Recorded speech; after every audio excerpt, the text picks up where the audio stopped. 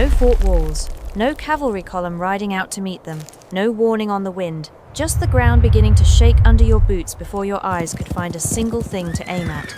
Out on the southern plains, in the country the Spanish mapped as the Comanche, there was a stretch of more than 200 years when no army on earth could hold that ground. It ran across what is now Texas, Oklahoma, New Mexico, Kansas, and Colorado. And the people who ruled it did not use the name we use. They called themselves the Numunu, the people. We remember them as the Comanche. And here is the part most tellings leave out. They were never a large nation. They held a homeland wider than a good many countries in Europe, with a people you could have lost inside a single American city. So they did not win by numbers. They won by what they carried in the saddle. Colonel Richard Irving Dodge spent years of his life chasing them across that country, and when he finally set it down on paper, he called them the finest light cavalry the world had ever seen. That is not praise from a friend. That is a verdict from a man who lost. But a great horseman is only as dangerous as what he carries. So we are going to go through all of it, piece by piece. Before we start, keep 4 things in the back of your mind. There is one weapon on this list that was not made of wood, or stone, or steel, and it is the only reason the other 7 meant anything at all. There was a decision these men made about their arrowheads so cold that it had almost nothing to do with the arrow that flew, and everything to do with what stayed behind. A warrior could lose his horse, his bow, even his good name, and build every bit of it back again. But there was exactly one thing he could lose that meant he had already lost the fight before he ever mounted up. And for more than 100 years they had guns in their hands, and chose not to lean on them. Not because they misunderstood the gun, because they understood it far too well. Out there, carry the wrong weapon, or reach for the right 1/2 a second too slow, and a raid becomes a funeral. My name is Sam, and this is Wild America. The first weapon on the list is not the gun, and it still is not the gun 100 years later, with guns sitting well within their reach the entire time. It was the bow, and for the Comanche, it was never a fallback or a hunter's tool. It was the heart of the way they made war. A Comanche warbow ran only about 4 feet from tip to tip, and that small size was the entire point. A long bow is dead weight on a moving horse. A short one can be swung across the animal's neck, drawn, and loosed again and again while the rider hangs off the far side at a dead run. To put the power of a longer weapon into that little frame, they backed it with sinew, gluing strips of buffalo or deer tendon along the outer face so the wood snapped forward with far more force than its length had any right to give. The finest bows were cut from bowdark the tough, orange-yellow Osage orange that frontiersmen prized above every other wood for exactly this purpose. The string was twisted sinew, usually taken from the back or the leg of a buffalo. And near the upper tip, some warriors tied a small tuft of horsehair, a little flag that told them which way the wind was running before they let the arrow go. Sit with that for a second. A man riding out to kill still stopped to tie a piece of hair to his bow so he could read the air. That is not cruelty, that is precision, and the speed of it is the thing no witness ever forgot. A skilled Comanche could put as many as 20 arrows in the air in the time it took a soldier with a muzzle-loading rifle to fire once and reload. 20 chances to kill, against one, at close range, from a circling, screaming line of horsemen. That wasn't a fair fight. It was a slaughter waiting to happen. But nobody shoots like that without paying for it first. A Comanche boy had a bow in his hands before he had memories. He shot at grasshoppers, then at birds, then at hoops rolled across the dirt by older boys, and finally at running game from the back of a running horse. By the time he was a man, that motion was no longer in his head. It was in his bones.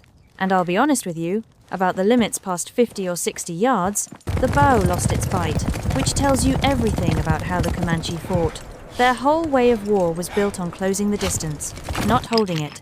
Now, a bow is only as deadly as what it throws. The Comanche arrow was a small masterpiece, a straight, light shaft, fletched with 3 feathers set evenly around the back so it spun true in flight. Down the length of it, warriors cut shallow, wavy grooves running toward the point. Some say that kept the shaft from warping. Others say it let the blood run freely from the wound. Likely it did both. Early points were chipped from flint, stone, or bone. But once trade and raiding put metal on the plains, the Comanche reworked it without hesitation. They hammered arrowheads out of barrel hoops, scraps of iron, even circular saw blades, filing them down into long, lean, razor-edged points. An industrial world sent out steel for binding barrels and cutting timber. The plains sent it back as arrows. And here is where they made a choice, as cold as anything in the history of weapons. A hunting point was lashed on tight, so a man could pull it out of a buffalo and use it again. A war point was different. It was barbed to tear, and it was set loose on purpose so that when a wounded man grabbed the shaft and pulled, the shaft came away in his hand and left the metal buried inside him. To get it out, somebody was going to have to cut. Plenty of men died of that infection days after the fighting had ended. In a bed, a long way from the fight, the arrow left the bow in a second. It stayed in the body for a week. If you've ever drawn a traditional bow yourself, comment knocked down below. I want to see how many of you there are.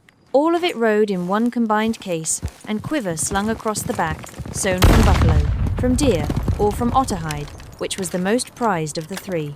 A full quiver might hold dozens of arrows, and a Comanche at a gallop could reach back, knock, and loose in one unbroken motion that looked less like aiming and more like breathing. Not every weapon was made to keep a man at a distance. There was one built for the opposite reason, entirely built so you could look a man in the eyes while you did it.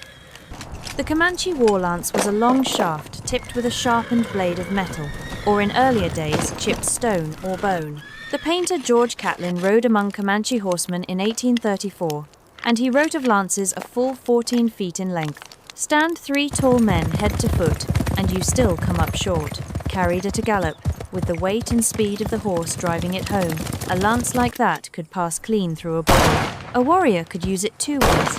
He could couch it under his arm and let the charging animal do the killing for him, or he could throw it like a heavy javelin into the back of a running man. The same weapon went out against buffalo in the hunt, and the skill that brought down a stampeding bull was the skill that took a soldier off his horse. But understand what a man was really doing when he picked one up. He was giving away the only advantage he had: distance. A bowman could hurt you from 60 yards and ride away untouched. A man with a lance had to come all the way in, close enough to smell you, betting his life on 3 things at once: that his horse would not flinch, that his nerve would not fail, and that his medicine was still strong that morning. Not one of those is something you can check beforehand. That is why so few carried one. The bow was how a man won. The lance was how a man told the whole plains who he was. And so the lance got decorated the way a uniform gets decorated, wrapped in trade cloth, hung with feathers and fur and the scalps of enemies. To ride at the front of a charge with a long feathered lance was an announcement to friend and enemy alike. Here is a man who does not need to fight from far away. Here is a man who will come close and finish it by hand. And out there, reputation could win a battle long before any weapon was drawn. Now, out of everything a Comanche carried into a fight, there was exactly one piece that was never made to kill anybody. A Comanche shield started with the thick neck hide of a buffalo bull, the toughest leather the animal had to give. That hide was shrunk and hardened over a fire, then doubled over on itself, and the space between the 2 layers was packed tight, with feathers, with hair, sometimes with paper. What came out of that was dense, springy, and astonishingly tough. It could turn an arrow aside, it could deflect a thrown lance, it could stop a spent musket ball. And I'll be straight with you, no hide on earth was ever going to stop a high-powered rifle round. That came later, and when it came, it changed everything. But if you had asked the man carrying it where the strength of that shield came from, he would not have talked about leather at all. He would have talked about medicine. The face of it was painted with sacred designs that came to him in dreams or in visions, and hung with eagle feathers, which the Comanche understood to carry real power in war. Most shields bore 4 of them, some 6. Those were not ornaments. They were the protection.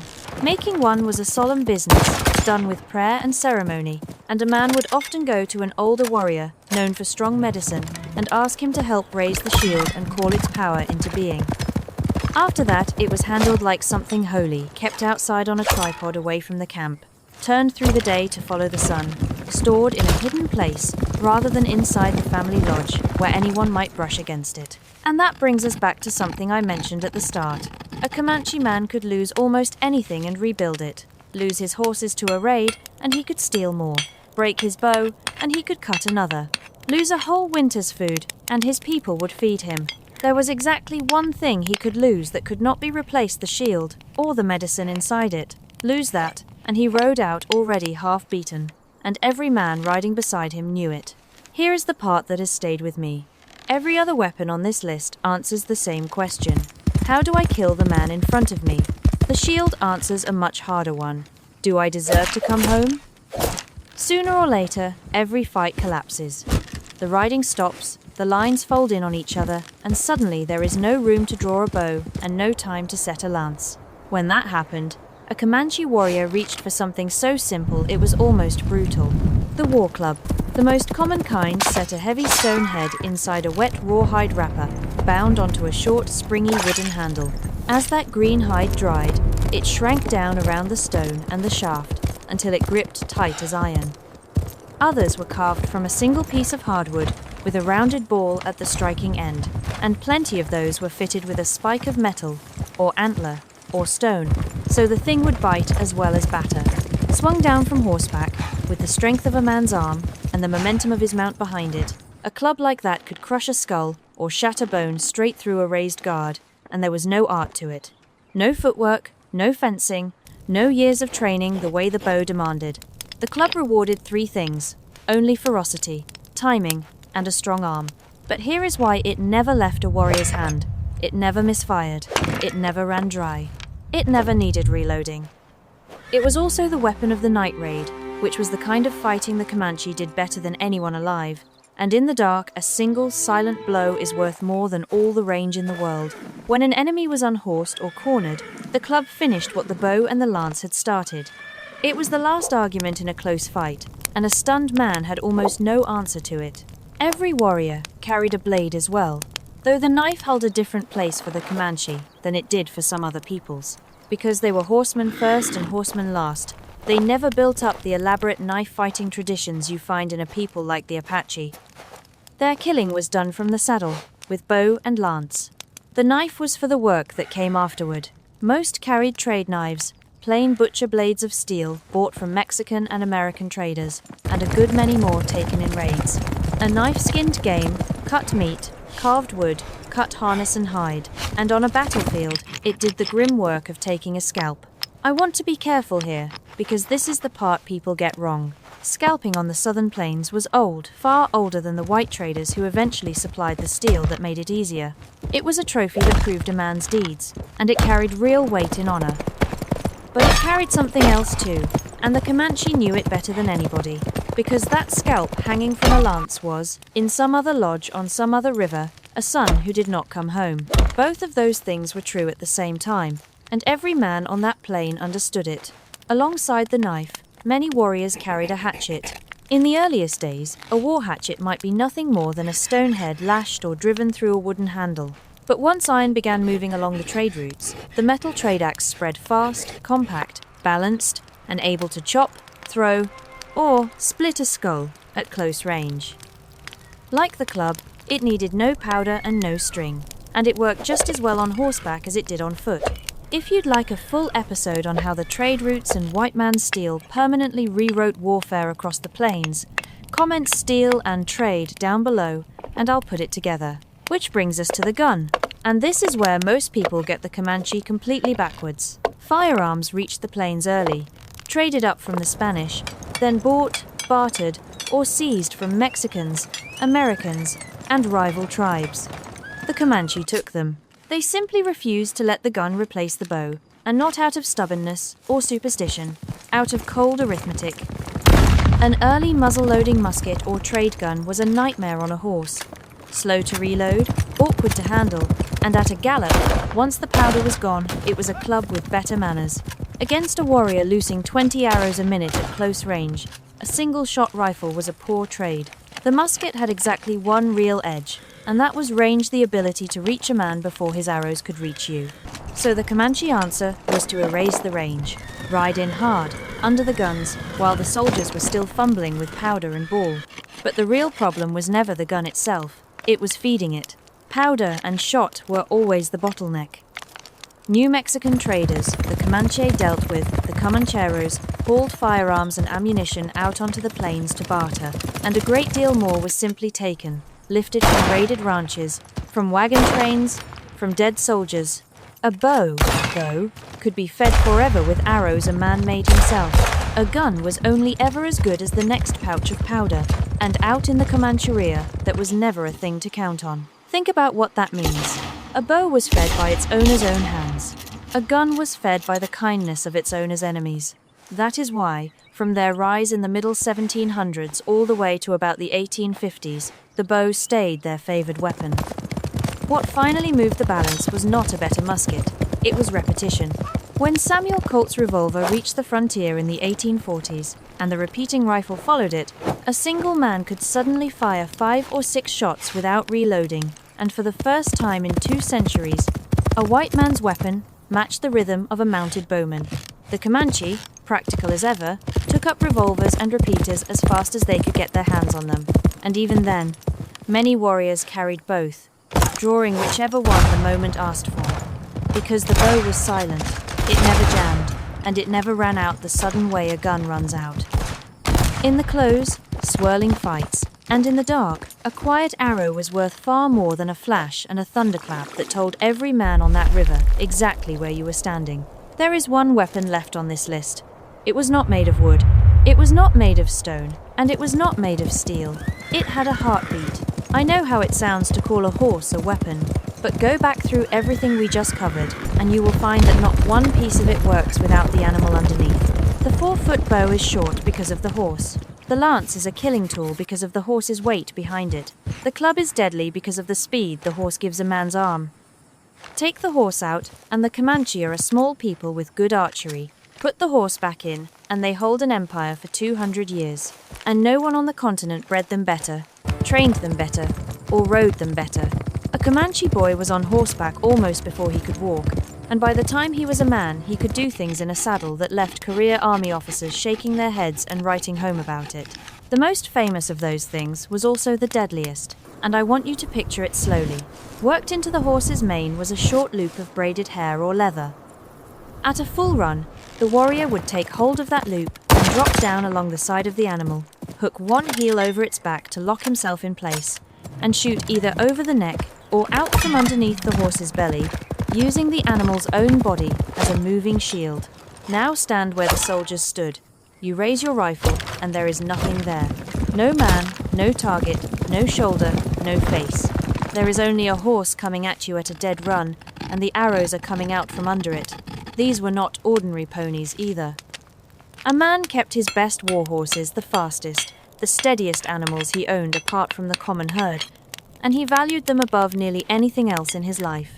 A trained war pony would stand in the noise and the stink of a battle without breaking, then wheel on a spoken command, carry its rider in close and back out again with no hand on the rein at all. And that last part is the whole secret. No hand on the rein meant both hands free for the bow. But I think we miss something when we file that under training. The other 7 weapons on this list were things a man owned. The 8th one was something that trusted him. That horse had no idea what a battle was. It did not know why men were screaming or why the air smelled like blood and powder. It only knew the man on its back, and it stood still because of him. You do not build that in a season. You build it the way you build a family. So that was the arsenal of one of the most feared horsemen the plains ever produced. Not one weapon. A system. Every piece of it chosen to work from the back of a running horse, and a man shaped from boyhood to use all of it as naturally as he breathed. And here is the last thing I'll leave you with. That system never actually failed. Nobody outfought it. It was outnumbered and outsupplied, buried under railroads, under 100,000 new arrivals a year, under repeating guns that never ran out of anything. But for more than 200 years, on that ground, no people on Earth did it better. Their weapons sit behind glass in museums now, labelled and dusted and quiet, but the country still remembers who held it. If you got something out of this one, hit that like button and subscribe. It genuinely helps. My name is Sam, and I'll see you in the next episode of Wild America.